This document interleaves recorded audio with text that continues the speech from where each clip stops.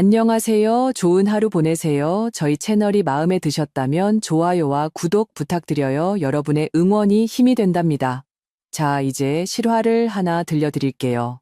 저는 늘 가장 무서운 것은 아이들이 다 커서 뿔뿔이 흩어지고 명절에나 겨우 전화 한 통 하는 텅 빈 큰 집에서 완전한 침묵 속에 홀로 남겨지는 것이라고 생각했습니다. 하지만 알고 보니 더 무서운 것이 있었습니다. 바로 제 자식들이 제 집과 돈, 그리고 어쩌면 제 자유까지 빼앗을 계획을 세우기 시작할 때입니다. 미소와 다정한 말 뒤에 전혀 다른 진짜 속내가 숨어 있을 때 말입니다. 저는 평생을 오직 아이들을 위해 일하고 애쓰고 모든 것을 바쳤습니다. 그런데 이제 와서 아이들은 자신들의 시대가 왔고 저는 더 이상 쓸모가 없으니 그저 자기들 길에서 조심스럽게 치워버릴 수 있는 존재라고 결정한 모양입니다. 하지만 그거 아세요? 저는 팔짱만 끼고 이 모든 것을 조용히 지켜볼 생각이 없습니다. 제 이름은 김수연, 67살입니다. 남편 박민준을 떠나보내고 홀로 산 지 벌써 10년이 되었습니다. 남편은 갑작스럽게 세상을 떠났고 저는 지금도 가끔 이 모든 일이 제게 일어난 일이 아닌 것만 같습니다. 마치 남편이 그저 출근했다가 그가 좋아하던 갓 구운 빵을 사들고 금방이라도 돌아올 것만 같습니다. 지금 저는 부산 해운대구에 있는 제 큰 집에 앉아 있습니다. 집은 물론 아름답습니다. 3층짜리 건물의 높은 천장, 정교한 몰딩, 단철 난간이 있는 나무 계단, 침실 5개에 겨울 정원까지 갖추고 있죠. 하지만 나이가 들수록 집이란 평수나 벽이 아니라 사람이라는 것을 절실히 깨닫게 됩니다. 지금 이곳에는 저 자신과 추억뿐입니다. 그 추억들은 방마다, 선반마다, 빛바랜 사진이 담긴 보석 칸마다 깃들어 있습니다. 때로는 이 집의 벽이 저보다 더 많은 것을 기억하고 있는 것 같습니다. 얼마나 많은 일들이 이곳에서 있었는지요. 즐겁고 슬프고 서운했던 일들. 요즘 들어서는 일과 성공에만 매달리느라 인생에서 가장 중요한 것을 놓친 건 아닌지 자주 생각합니다. 저는 35년을 의료계에 부산의 대학병원 심장내과에 바쳤습니다. 아는 사람은 알 겁니다. 48시간 연속 당직, 24시간 호출, 수백 명의 생명을 구했지만 그 대가로 놓쳐버린 수많은 저녁 식사와 잊어버린 생일들. 아이들에게 나중에 지금은 엄마 바빠라고 얼마나 많이 말했던가요? 젊은 시절. 눈에 불을 켜고 남자 동료들에게 여자도 훌륭한 의사가 될 수 있다는 것을 증명하려 애썼던 제 모습이 떠오릅니다. 그때만 해도 여성 심장내과 의사는 손에 꼽을 정도였으니까요. 남편 민준과는 대학교 1학년 때 만났습니다. 그는 미래의 변호사, 저는 의대생이었죠. 3학년 때 결혼했고 모든 것이 평범했습니다. 공부, 장학금, 자취방 생활. 그러다 아들 지호가 태어났습니다. 제가 막 레지던트 과정에 있을 때였죠. 2년 뒤에는 딸 서연이가 태어났고 모든 것이 순조롭게 흘러갔습니다. 민주는 그때 이미 법무법인에서 자리를 잡았고 대형 제약회사 소송들을 맡았습니다. 저는 끝없는 당직과 학회, 연수, 실습으로 늘 어딘가로 달려가고 있었습니다. 아이들은 주로 필리핀 출신 가사 도우미인 마리아 씨가 키웠습니다. 그녀는 15년 넘게 우리와 함께 살면서 거의 가족이나 다름없게 되었죠. 저는 늘 아이들을 위해, 아이들의 미래를 위해서라고 변명했습니다. 당직으로 며칠 밤을 새우고 지친 몸으로 집에 돌아와 아이들 방에 가보면 두 아이는 이미 잠들어 있었습니다. 저는 문가에 서서 아이들을 바라보며 마음 한구석이 저려오는 것을 느꼈습니다. 마치 중요한 무언가가 스쳐 지나가는데 저는 그저 옆에서 지켜보기만 하는 구경꾼 같았습니다. 민준도 늘 일에 파묻혀 살았습니다. 몇 시간씩 이어지는 회의와 출장, 사건들. 우리는 몇 주 동안 얼굴도 못 보고 부엌 식탁에 서로에게 메모만 남기곤 했습니다. 특히 9살 때 지호가 학교 연극에서 주연을 맡았던 일이 뚜렷하게 기억납니다. 제가 꼭 가겠다고 정말로 약속했습니다. 하지만 그날 아침 병원에 심근경색 환자가 실려왔고 긴급 수술 때문에 남을 수밖에 없었습니다. 저녁에 집에 돌아왔을 때 지호는 저를 마중 나오지도 않았고 3일 동안 마치 제가 존재하지 않는 사람처럼 지나치며 침묵했습니다. 그때 저는 그에게 당시 가장 멋졌던 10단기어 자전거를 사주었습니다. 그는 물론 받았지만 눈에는 기쁨이 없었습니다. 선물은 마치 죄를 씻기 위한 대가 같았습니다. 항상 그런 식이었습니다. 딸의 연주회를 놓치면 새 장난감을 사주고 학부모 총회를 잊으면 거대한 케이크를 주문하고 생일에 못 가면 금귀걸이나 제주도 여행 최신 기기를 선물했습니다. 늘 이번에는 만회해야지, 보상해야지라고 생각했고 해가 갈수록 이것이 점점 더 습관이 되어갔습니다. 아이들이 자라 대학에 가자 민준과 저는 학비를 대주고 집을 얻어주고 차를 사주었습니다. 우리는 스스로에게 우리가 가져보지 못했던 것을 아이들에게 주는 거야 라고 말했습니다. 저는 평범한 가정 출신입니다. 어머니는 학교 선생님, 아버지는 버스 운전사셨죠. 민준도 홀어머니 밑에서 자랐습니다. 어머니는 평생 2가지 일을 하며 그를 키우셨습니다. 우리는 돈이 부족하다는 것이 어떤 의미인지 알았기에 우리 아이들은 더 나은 삶을 살아야 한다고 결심했습니다. 하지만 과연 더 나은 삶이었을까요? 지금 돌이켜보면 우리는 아이들에게 가장 중요한 것, 바로 우리 자신, 부모의 시간과 평범한 관심을 제외한 모든 것을 주었습니다.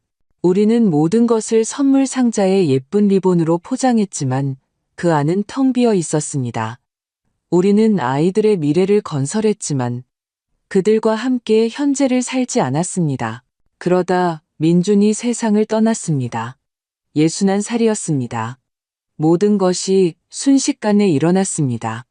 법정에서 재판 중에 그냥 쓰러졌고 그게 끝이었습니다.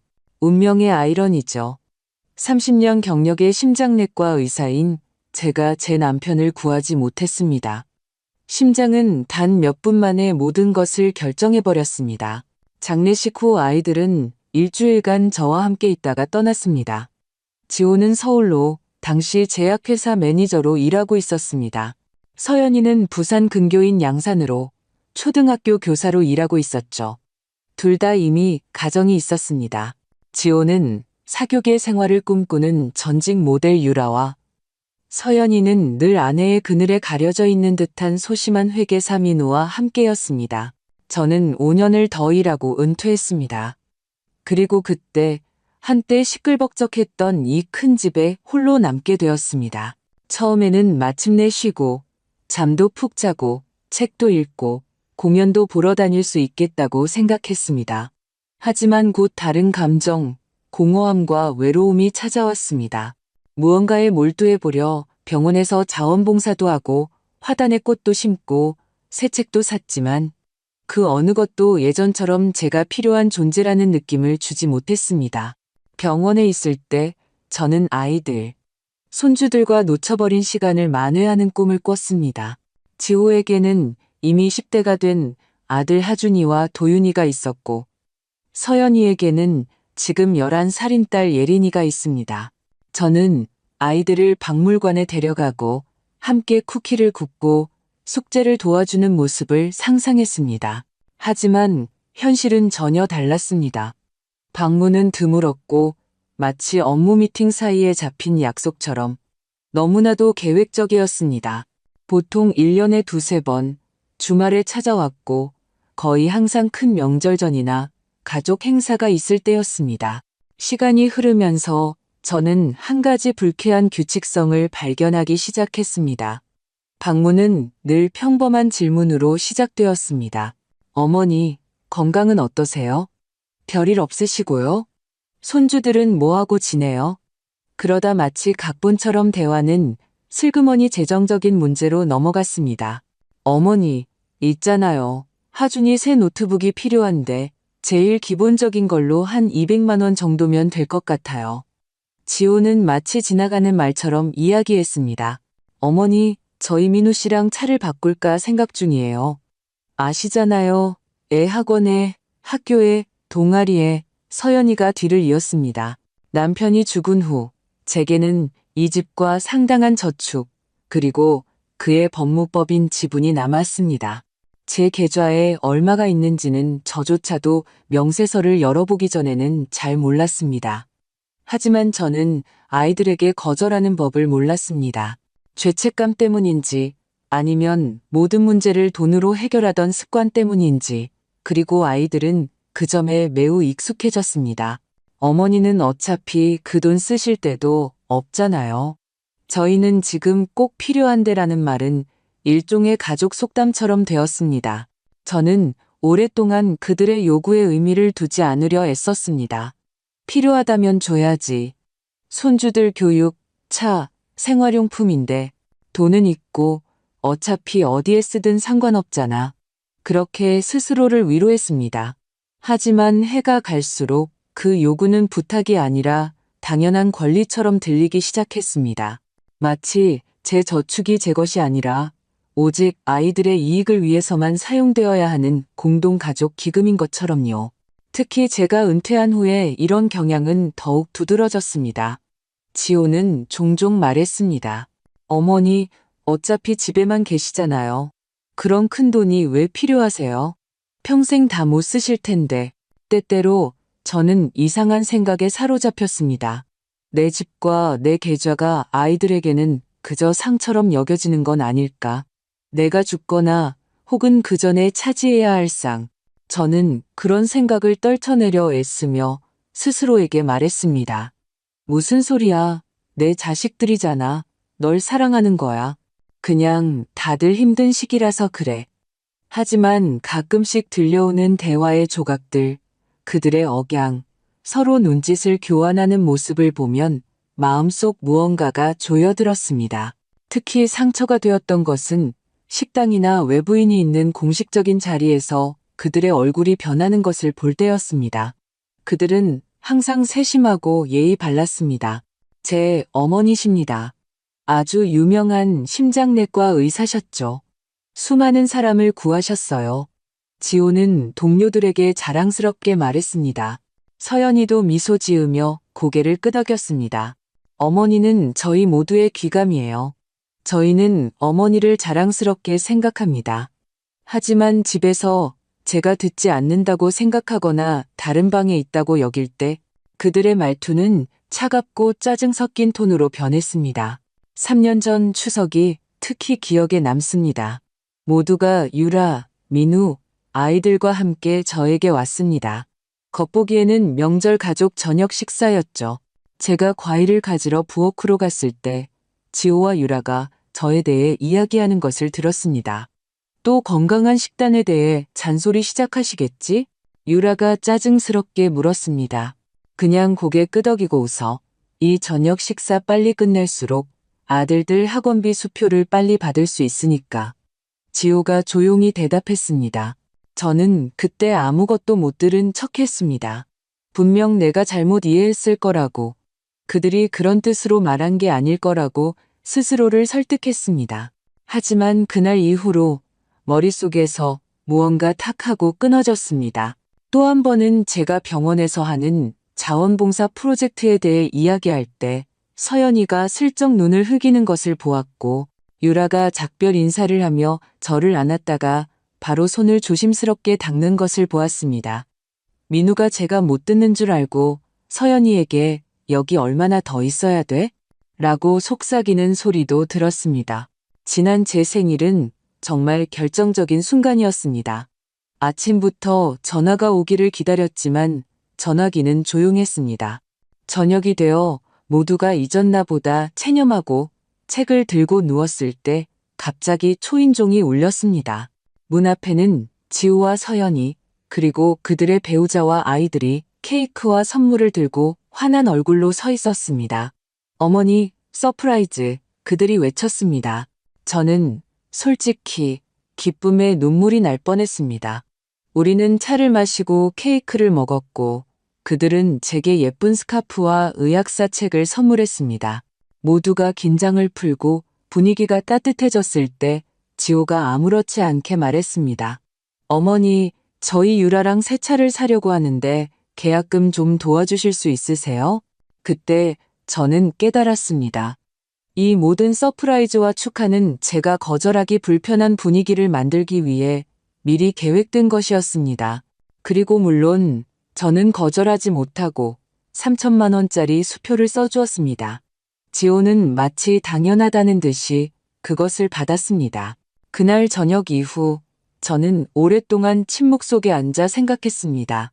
어느 순간부터 내 아이들은 나를 한 명의 인간이 아니라 필요할 때마다 호출되는 할머니 기능이 탑재된 ATM으로 보기 시작했을까?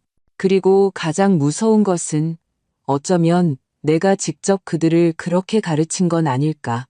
저는 수년 동안 어떤 문제든 돈으로 해결할 수 있고 엄마가 항상 모든 것을 지불하고 해결해 줄 것이며 엄마는 주기 위해 존재하는 사람이라는 것을 보여주었습니다. 어쩌면 아직 모든 것이 끝난 건 아닐지도 모른다. 아직 무언가를 바꿀 수 있을지도 모른다. 그러다 그날이 왔습니다. 바로 그 화요일. 제가 절대 알지 말았어야 할 사실을 우연히 알게 된 날이었습니다. 그 화요일 아침부터 저는 지호의 전화를 기다리고 있었습니다. 거의 1년 전부터 아이들과 저는 그들이 말하는 어머니 돌봄 스케줄이라는 새로운 규칙을 만들었습니다. 어느 가족 저녁 식사 때 서연이가 제가 이렇게 큰 집에 혼자 사는 것이 걱정된다고 말하자 그들은 식탁에서 바로 미니 회의를 열었습니다. 어머니가 외롭지 않도록 뭔가 체계적으로 해야 해. 그 결과 지호는 화요일에 서연이는 금요일에 저에게 전화하는 일정표가 확정되었습니다. 저는 물론 그들의 보살핌에 감사하다고 말했습니다. 전화가 형식적인 것에 불과하다는 것을 알았지만 아무것도 없는 것보다는 낫다고 생각했습니다. 통화는 보통 10분을 넘지 않았습니다. 어머니, 잘 지내세요? 다 괜찮으시죠? 집안일에 도움이 필요하세요? 그러다 슬그머니 자신들의 문제와 또 다른 도움 요청으로 넘어가는 것이 일반적인 시나리오였습니다. 그 화요일, 전화기는 조용했습니다. 저는 시계를 흘끗 보며 스스로를 달랬습니다. 일이 늦어졌나 보지, 길 위에 있나. 하지만 저녁이 되자 불안해졌습니다. 직접 지호에게 전화해봤지만 받지 않았습니다. 유라에게 전화했지만 역시 조용했습니다. 이상한 일이었습니다. 유라는 보통 소셜미디어와 메신저 때문에 휴대폰을 손에서 놓지 않았으니까요. 밤 9시가 되자 저는 정말로 걱정되기 시작했습니다. 막 잠자리에 들려던 잠에 갑자기 초인종이 울렸습니다. 문을 열자 지호와 유라가 서 있었습니다. 어머니, 예고도 없이 죄송해요. 지호는 눈에 띄게 불안해 보였습니다. 지나가는 길에 잠깐 들렀어요. 지나가는 길이라니 그들은 서울에 사는데 차로 6시간 거리입니다. 하지만 저는 물론 티를 내지 않았습니다. 마음이 아팠지만 아들을 오랜만에 본 모든 어머니처럼 그들을 보니 끔찍하게 기뻤습니다. 들어오너라, 차 내올게. 제가 부엌에서 부산을 떠는 동안 지호는 거실을 돌아다니며 벽에 걸린 사진들을 마치 처음 보는 것처럼 살펴봤습니다. 유라는 소파에 앉아 휴대폰에 코를 밟고 있었습니다. 손주들은 잘 있니? 제가 찻잔을 놓으며 물었습니다. 네, 잘 있어요. 지호가 평소보다 조금 빠르게 대답했습니다. 하준이는 화학에서 만점 받았고 도윤이는 뭐늘 그렇죠. 저는 늘 그렇다는 게 무슨 뜻인지 묻지 않기로 했습니다. 최근 몇 년간 손주들을 너무 드물게 봐서 소셜미디어 사진 속에서도 가끔 알아보기 힘들 정도였으니까요. 오래 있을 거니? 제가 차를 따르며 물었습니다.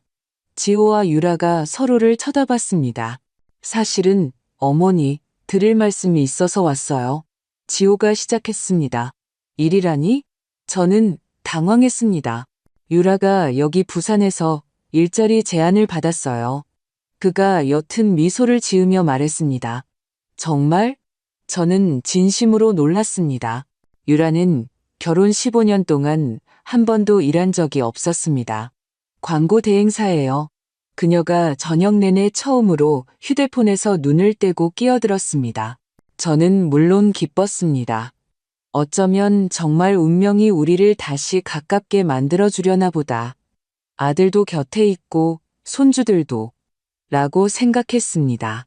근데 한 가지 문제가 있어요. 지호가 한숨을 쉬었습니다. 집 문제요.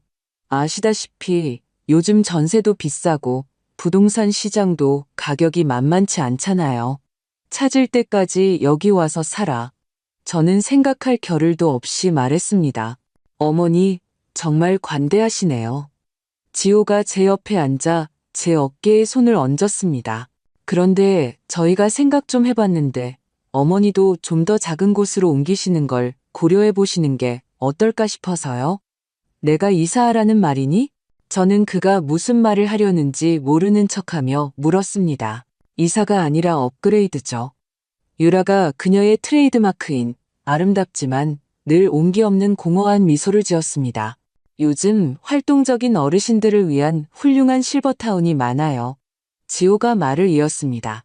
자체 인프라에 의료 서비스, 수영장, 취미 활동까지 다 갖춰져 있죠. 어머니 늘 혼자라고 불평하셨잖아요. 그럼 이 집은? 저는 침착하게 말하려고 애쓰며 물었습니다. 팔아야죠. 지호는 마치 오래돼서 거추장스러운 낡은 가구에 대해 이야기하듯 그 말을 내뱉었습니다. 지금 시기가 좋아요. 시장이 상승세거든요. 그가 덧붙였습니다. 그리고 그 다음은? 저는 스스로를 다잡으려 노력했습니다. 어머니께 좋은 아파트 하나 사드리고 남은 돈은 투자해야죠. 그는 마치 남의 돈을 의논하는 것처럼 무심하게 말했습니다. 투자? 저는 눈썹을 살짝 치켜 올렸습니다. 일부는 어머니께 남겨드리고 나머지는 가족을 위해 써야죠. 지호가 옆을 보며 헛기침을 했습니다. 예를 들면 손주들 교육비나 사업 자금으로요. 뭐 그럴 수도 있잖아요. 저는 그를 바라보며 처음으로 속에서 무언가 무너져 내리는 것을 느꼈습니다. 수년 동안 저는 그들의 암시와 끝없는 어머니, 도와주세요를 외면하려 애썼습니다. 그런데 이제 그들은 제 인생과 집, 돈을 마음대로 처분할 권리가 있다고 결정한 것입니다. 그날 밤 저는 한숨도 잘 수 없었습니다. 천장을 바라보며 누워 생각했습니다. 어디서부터 잘못된 걸까? 내가 어디서 실수를 한 걸까? 그리고 가장 중요한 것, 이제 나는 어떻게 해야 할까? 다음 날 아침, 저는 서연이에게 전화했습니다. 그녀가 이 모든 것을 알고 있는지 확인하고 싶었습니다. 사위인 민우가 전화를 받았습니다. 장모님, 서연이는 학교에 갔는데 곧 돌아올 거예요. 무슨 급한 일이라도 있으세요? 그의 목소리에는 어딘가 이상하게 긴장된 톤이 묻어 있었습니다. 아니, 그냥 이야기 좀 하려고. 어제 지호가 왔었는데 유라랑 여기 집을 알아보고 있다고 하더구나. 제가 조심스럽게 말했습니다. 전화기 저편에서 침묵이 흘렀습니다. 네, 저한테 전화했었어요. 민우가 머뭇거리며 대답했습니다. 아, 그리고 장모님께 일어날 수 있는 몇 가지 변화에 대해서도 언급하더군요. 변화? 저는 놀란 척했습니다. 네. 서연이는 장모님께서 아마 의료 관찰도 되고 비슷한 연배의 사람들과 교류할 수 있는 곳으로 이사하시는 게 더 나을 거라고 생각해요. 민우 군, 난 67이지 97이 아니란다. 제가 조용히 말했습니다. 물론입니다. 장모님, 물론이죠. 그는 너무나 조심스럽고 부드럽게 말했습니다. 그냥 다들 걱정해서 그래요. 이렇게 큰 집 신경 쓸 것도 많고요. 전화를 끊고 저는 깨달았습니다. 이 대화들은 우연이 아니다. 그들은 준비하고 있다. 마음속에서 무언가 욱신거리면서 동시에 분노가 치밀어 올랐습니다. 저는 한 가지를 확인해 보기로 결심했습니다. 지호에게 전화해서 말했습니다. 얘야, 생각해봤는데 내 제안을 고려해볼 만한 것 같구나. 주말에 너랑 서연이 와서 다 같이 가족회의를 하자꾸나. 물론이죠, 어머니. 그가 너무 빨리 대답해서 제 속이 다시 한번 내려앉았습니다. 그때 저는 알았습니다. 그들은 준비가 되었다. 그들 계획의 다음 단계로 넘어갈 준비가. 일주일 내내 저는 마치 지뢰밭을 걷는 것처럼 집안을 돌아다녔습니다. 방에 들어설 때마다 그들의 목소리가 메아리처럼 들리는 것 같았습니다. 어머니, 작은 아파트가 더 나을 거예요. 이렇게 큰 집이 왜 필요하세요? 저희는 어머니를 걱정해서 그래요. 토요일, 저는 부엌에서 시간을 보냈습니다. 파이를 굽고 찜 요리를 준비했습니다. 마치 옛날처럼 정말로 사랑하는 가족 손님을 기다리는 것처럼요. 하지만 사실 제 속은 불안으로 죄어오고 있었습니다. 오후 1시 그들이 도착했습니다. 지호와 유라는 서울에서 온 자신들의 차를 타고 서연이와 민우는 양산에서 왔습니다. 아이들은 학교 행사가 있다고 데려오지 않았습니다. 저는 그것이 핑계라는 것을 알았습니다. 오늘 그들에게 아이들은 중요하지 않았습니다. 그들에게는 다른 목표가 있었습니다. 저는 식탁을 차렸습니다. 예전처럼 고기와 감자, 샐러드, 그들이 좋아하던 음식들, 민준이 사랑했던 요리들로요. 식탁에서는 놀랍게도 모두가 꽤 침착했습니다. 일, 날씨, 다가오는 여름휴가 계획에 대해 이야기했습니다. 집에 대해서는 한마디도 없었습니다. 마치 식욕을 망칠까봐 두려워하는 것 같았습니다. 제가 나 잠시 눕고 올게라고 말하고 침실로 올라간 뒤에야 진짜 가족회의가 시작되었습니다. 저는 침대에 앉았지만 눈을 감는 대신 바닥에 있는 환기구 격자 앞으로 다가갔습니다. 나무로 된 바닥과 오래된 환기 통로가 있는 우리 낡은 집은 소리를 스피커처럼 전달했습니다. 처음에는 조용한 바스락거리는 소리가 들리더니 이내 그들의 목소리가 들렸습니다. 먼저 지호였습니다. 내가 말했잖아. 동의하실 거라고. 너무 좋아하지 마. 서연이가 대답했습니다. 아직 아무것도 서명 안 하셨어. 그리고 어머니는 바보가 아니야. 우리가 압박하기 시작하면 뭔가 눈치채실 거야. 아무도 압박 안 해. 유라가 끼어들었습니다. 그냥 정보를 제대로 전달하면 돼. 어머니는 외로우시잖아. 거기 가면 더 좋으실 거야. 그렇죠. 장모님을 위해서죠. 민우가 부드러운 목소리로 맞장구 쳤습니다. 저는 서서 들으며 속에서 무언가 끓어오르는 것을 느꼈습니다. 하지만 다음 말은 끔찍했습니다. 이 집의 추억이 너무 많아요. 유라가 말했습니다. 어머니께는 새로운 시작이 필요해요. 어머니 자신을 위해서요. 어머니 자신을 위해서라. 민우가 비웃었습니다. 솔직히 말하자고. 어머니가 직접 서류에 서명하실 수 있을 때 이 집을 팔아서 돈을 나눠야 해. 제 귀에서 피가 솟구치는 것 같았습니다. 민우 씨, 서연이가 마치 화난 듯 말했지만 그녀의 목소리에는 항의보다 불안함이 더 컸습니다. 뭐가 문제야? 민우가 말을 이었습니다. 우리 반년 동안 이 얘기했잖아. 지호 형님은 사업 시작 자금이 필요하고 우리는 예린이 학원비도 내야 하고 대체 언제까지 이걸 끌어야 해? 이건 어머니 돈만이 아니야. 지호가 조용하지만 단호하게 말했습니다. 아버지가 우리 가족 모두를 위해 버신 돈이야. 어머니는 그냥 관리자일 뿐이라고. 그래, 아주 꽉 쥐고 있는 관리자지. 유라가 덧붙였습니다. 저는 못 박힌 듯 서서 들었습니다. 마치 심장에 칼이 꽂히는 것 같았습니다. 그 다음은 더 끔찍했습니다. 만약 동의 안 하시면? 서연이가 물었습니다. 플랜 B가 있지. 지호가 차분하게 대답했습니다. 변호사랑 이미 얘기해뒀어. 필요하다면 성년후견인 신청을 할 수 있어. 부분적 한정치산 선고요. 오빠, 미쳤어? 서연이가 겁에 질린 듯 말했습니다. 바보 같은 짓 아니야. 그냥 법적 절차일 뿐이야. 조 원장님, 옛날 지인이신데 이미 도와주기로 하셨어. 초기 치매 소견서를 써주실 거야. 하지만 어머니는 아직 멀쩡하시잖아. 서연이는 분명히 불안해했습니다. 법원에서 받아줄 만큼 충분할까? 민우가 물었습니다. 충분하고도 남아. 지호가 대답했습니다. 어머니 나이에 그 깜빡거리는 기억력에 괜찮은 증언 몇 개랑 제대로 된 의사소견서만 있으면 돼. 그건 비열해. 서연이가 간신히 숨을 내쉬며 말했습니다. 그건 필요한 일이야. 지호가 단호하게 말했습니다. 어머니 스스로 자초하신 거야. 평생 일, 자기 자신, 환자들 생각만 하셨잖아. 우리를 몇 번이나 내버려 두셨어? 생일은 몇 번이나 놓치셨고, 학교 발표회는 몇 번이나 빠뜨리셨는데, 잠시 모두가 침묵했습니다. 그러다 민우가 신경질적으로 웃으며 덧붙였습니다. 자, 그럼 일단 설득으로 시작하고, 안 되면 다음 단계로 넘어가자고. 저는 쓰러지지 않으려고 벽을 붙잡고 서 있었습니다.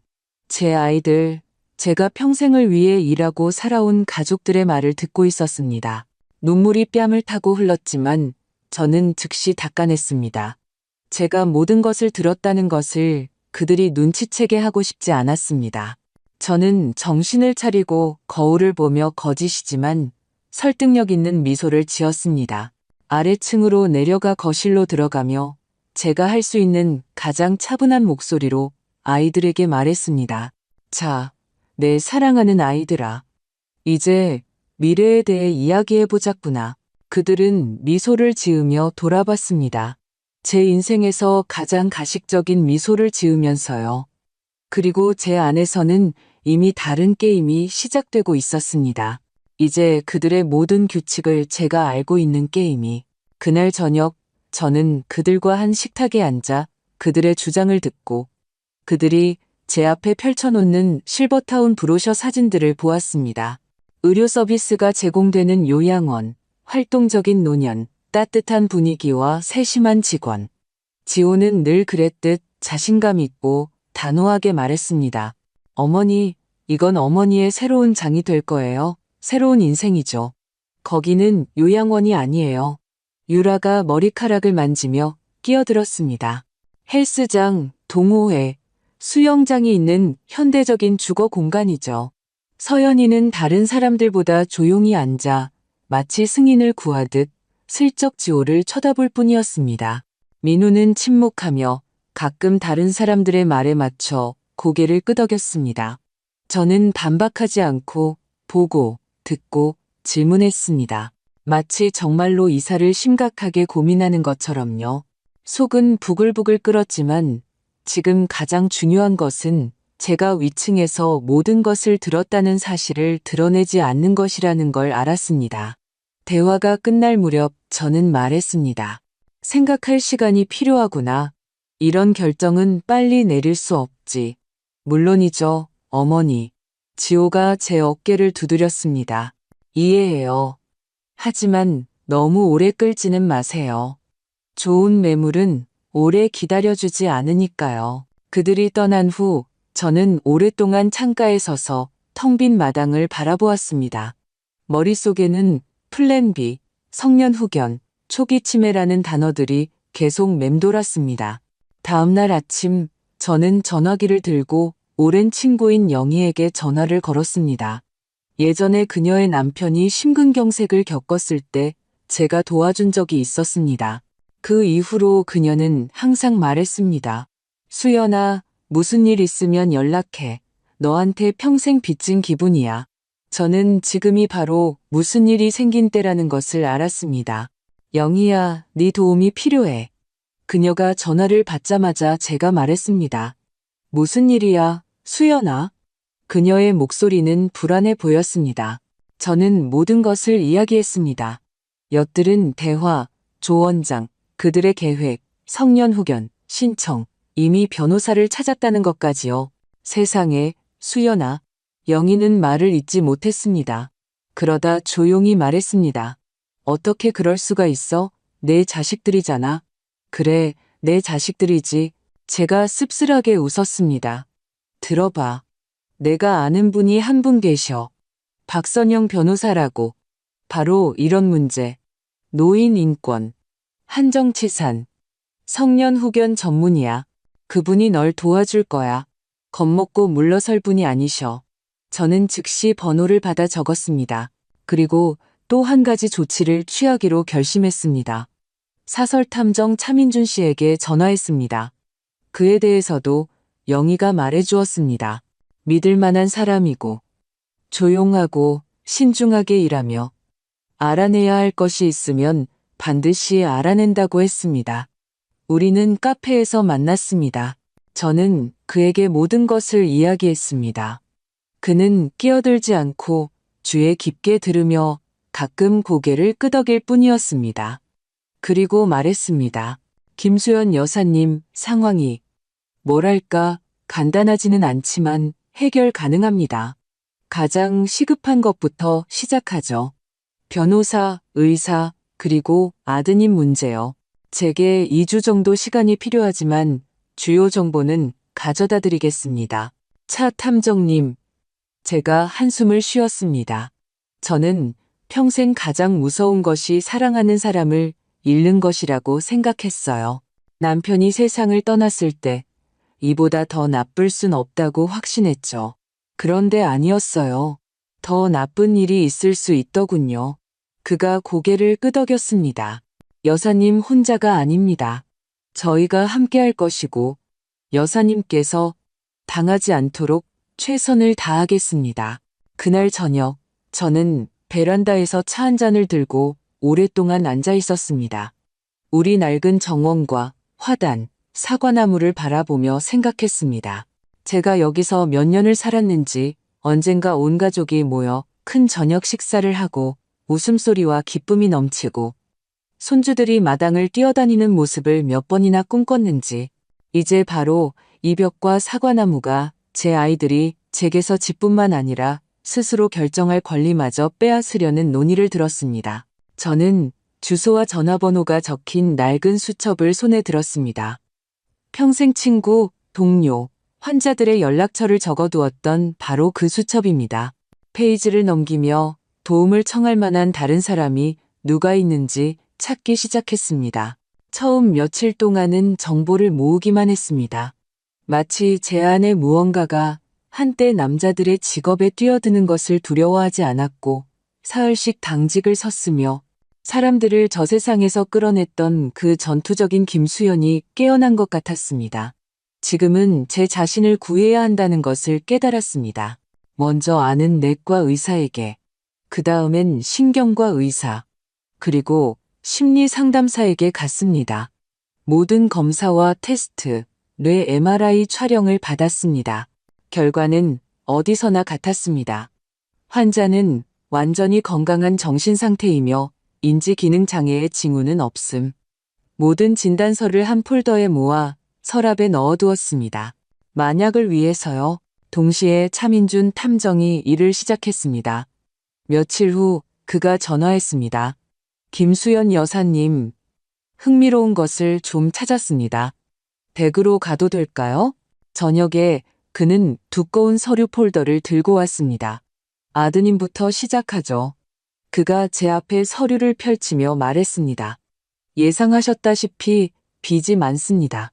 바이오테크 스타트업에 대한 투자 실패, 주식시장 투기 모두 실패했습니다. 총 부채는 환산하면 약 4억 원에 달합니다.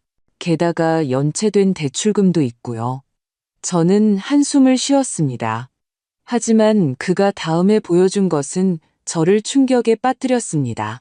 이겁니다. 차 탐정은 3개월 전에 제 이름으로 발급된 대출계약서 사본을 꺼냈습니다. 뭐라고요? 저는 찻잔을 떨어뜨릴 뻔했습니다. 제 이름으로 어떻게? 아주 간단합니다. 탐정은 저를 유심히 바라봤습니다.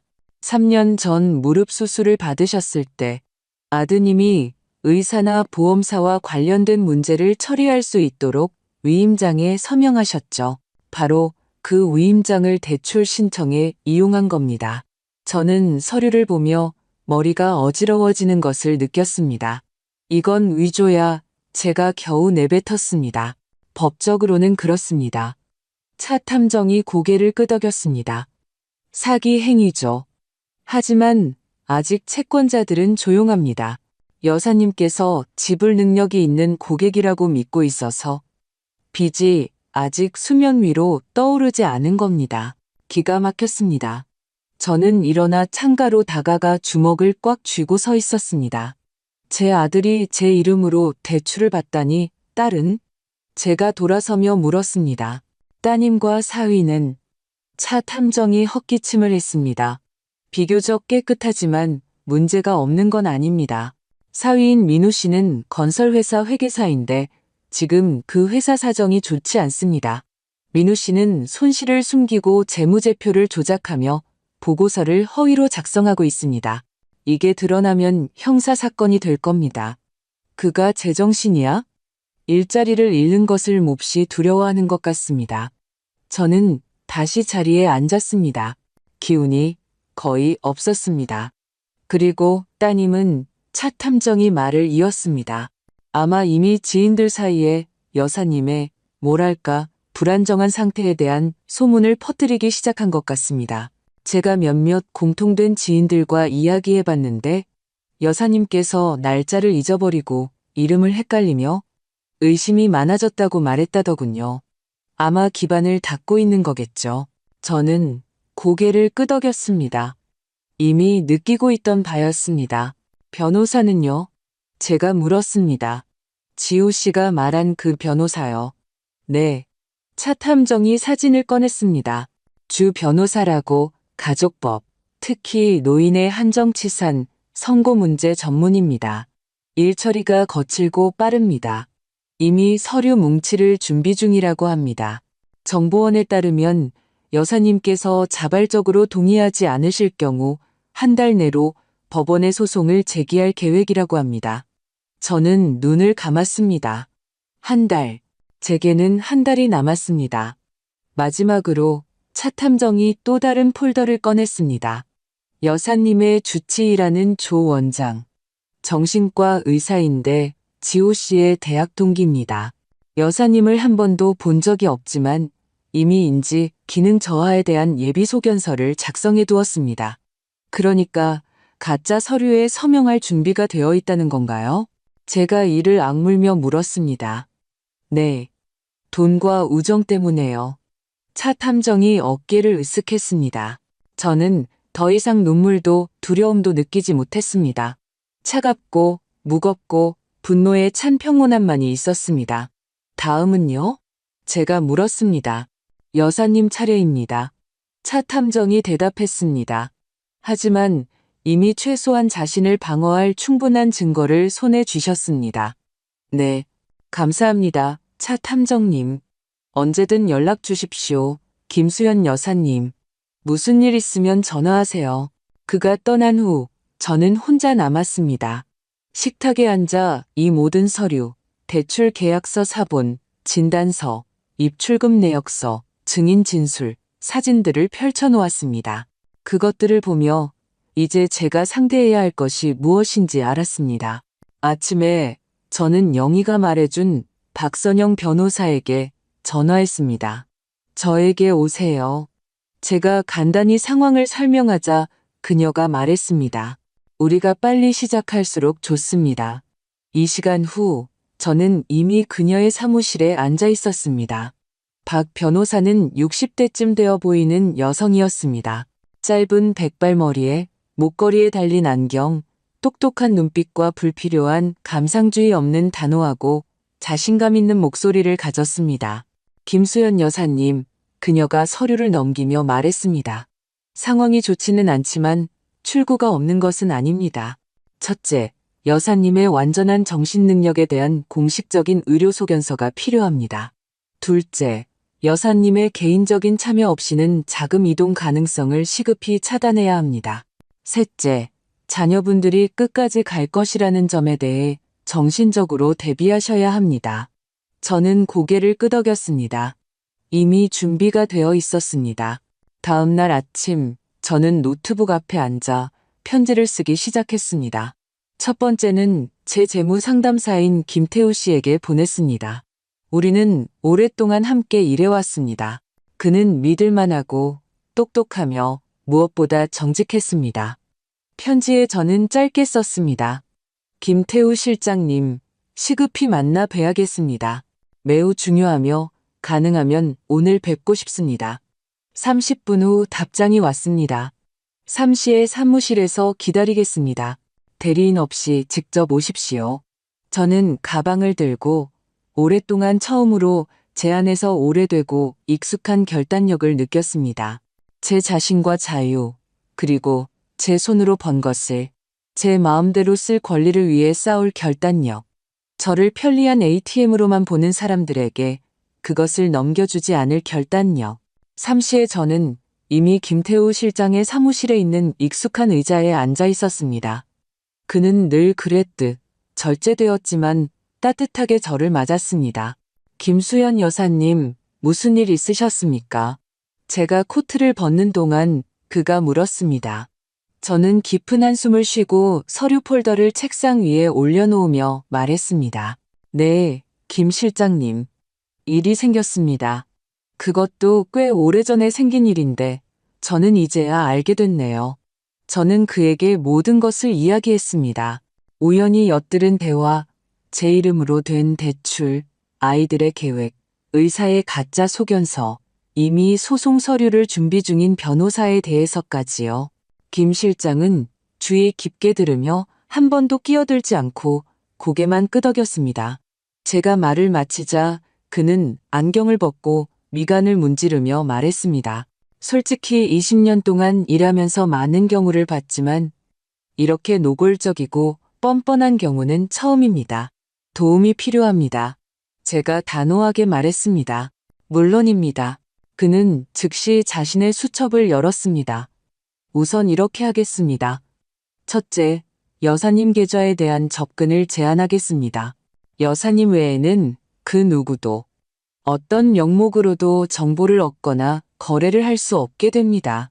둘째, 주 자금을 더 안전한 금융 상품으로 옮기겠습니다. 셋째, 현재 유효한 모든 위임장을 재검토하고 만약 낡은 권한이 남아있다면 모두 무효화하겠습니다. 저는 고개를 끄덕였습니다. 그리고 그가 목소리를 낮추며 덧붙였습니다. 제가 여사님 입장이라면 유언장 재검토를 심각하게 고려하겠습니다.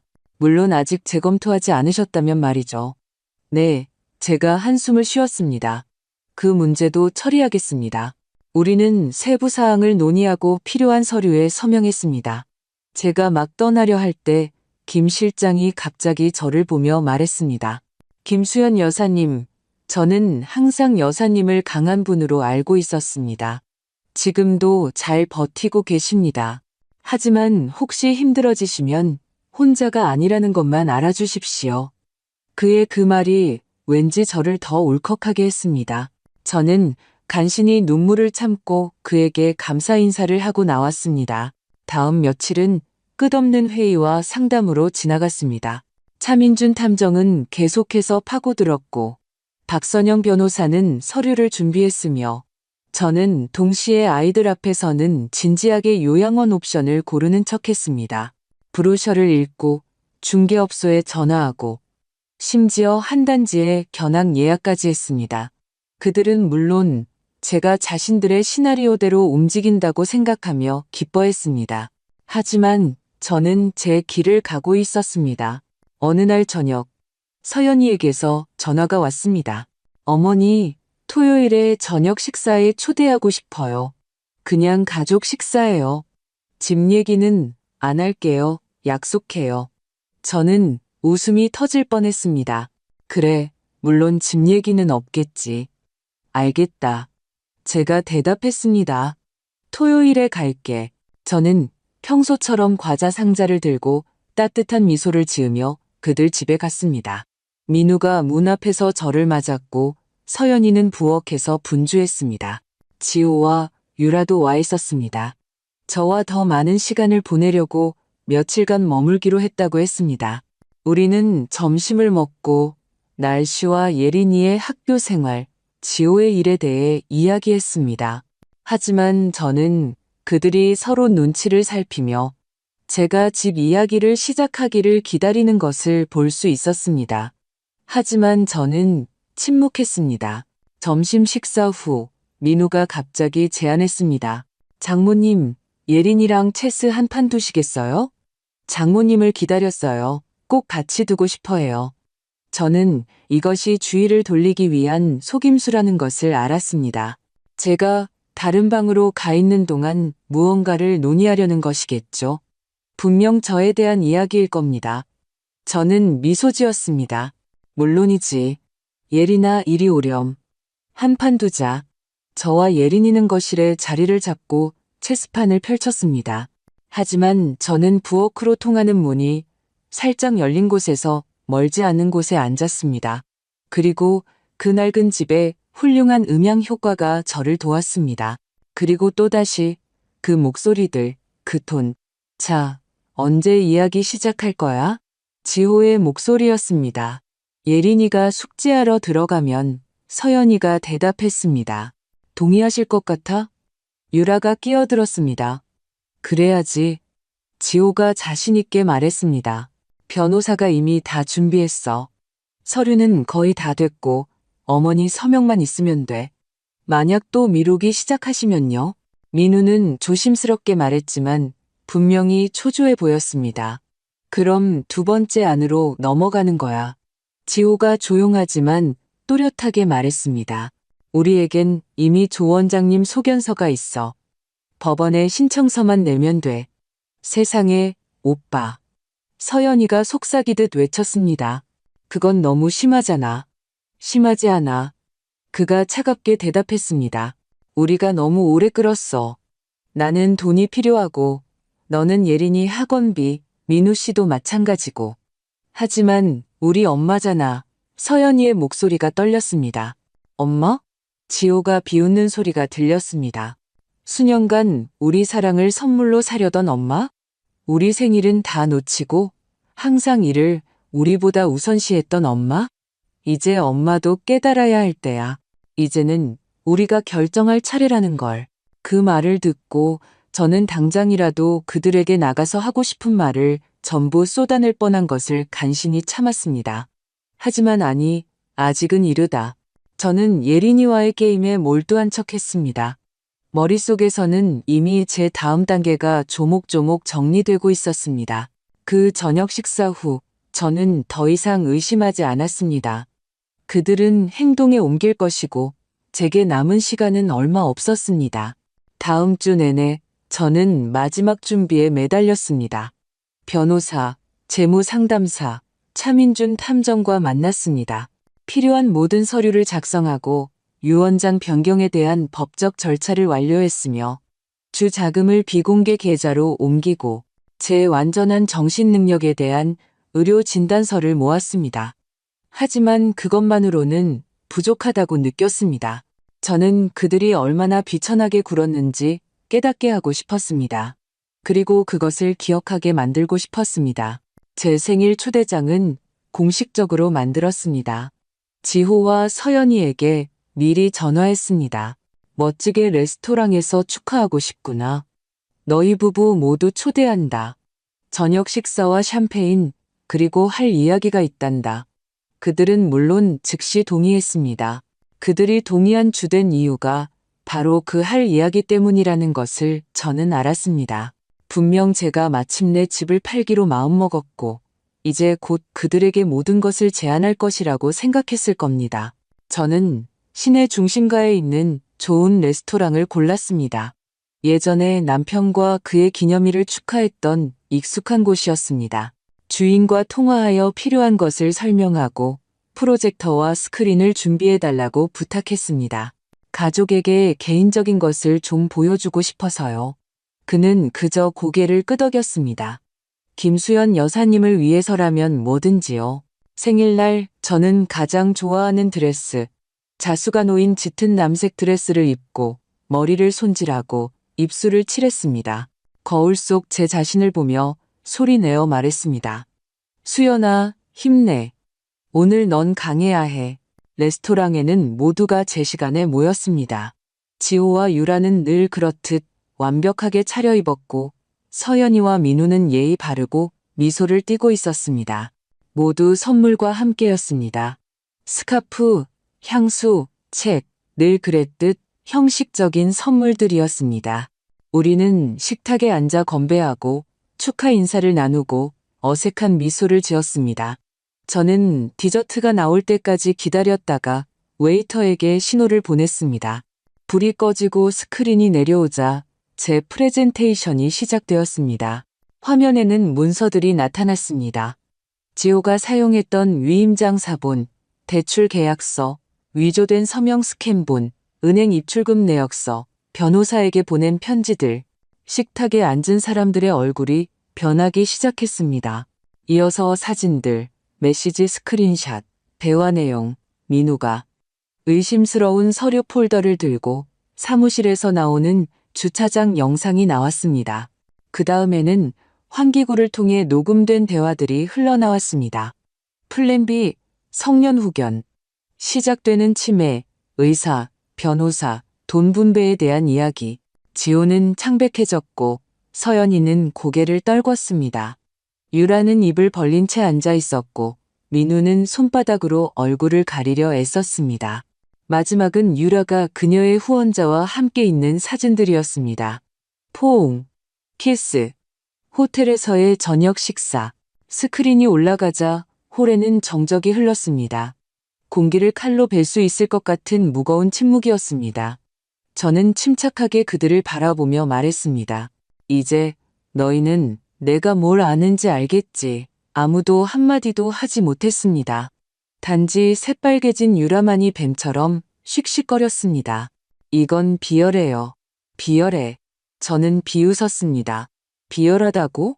어머니 이름으로 대출을 받는 게 비열한 짓이지 성년 후견 서류를 준비하는 게 비열한 짓이고 등 뒤에서 내 인생을 좌지우지할 권리를 어떻게 빼앗을지 논의하는 게 비열한 짓이야. 지호가 마침내 말할 힘을 찾았습니다. 어머니, 이건 오해예요. 오해? 제가 눈썹을 치켜 올렸습니다. 네가 날 한정치산자로 만들려고 했던 게 오해라고? 그는 입을 다물었습니다. 서연이가 간신히 중얼거렸습니다. 어머니, 저희는 그냥 어머니가 더 나아지시길 바랐을 뿐이에요. 더 나아지길? 제가 그녀를 쳐다봤습니다. 고맙다만 뭐가 나를 위한 건지는 내가 알아서 할게. 저는 일어나 핸드백을 들고 모두를 차례로 쳐다보며 조용하지만 매우 단호하게 말했습니다.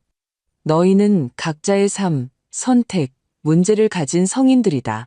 나는 항상 너희를 도왔지만 더 이상 이런 대화, 이런 계략은 없을 것이다. 그리고 떠나기 전에 덧붙였습니다. 유언장도 다시 썼단다. 내 재산의 대부분은 자선단체에 정말로 도움이 필요한 사람들을 위해 쓰일 거야. 지호는 입을 벌렸지만 아무 말도 하지 못했습니다. 유라는 그저 와인잔을 잡아 단숨에 들이켰습니다.